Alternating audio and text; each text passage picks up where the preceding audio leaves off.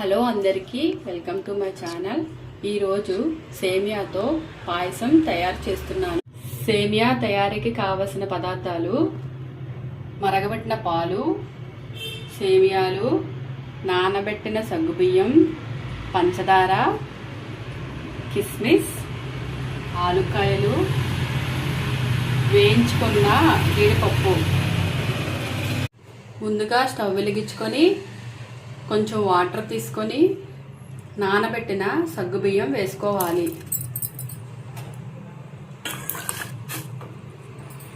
సగ్గుబియ్యం ఉడికిన తర్వాత సేమియాలు వేసుకోవాలి.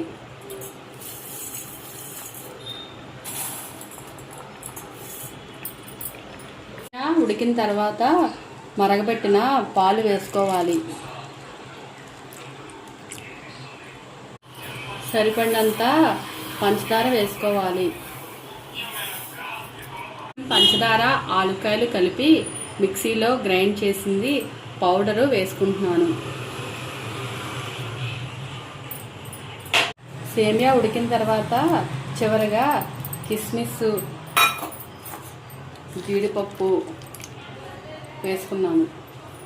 వేడి వేడి సేమియా పాయసం రెడీ. థ్యాంక్ యూ అందరికీ. Please subscribe my channel.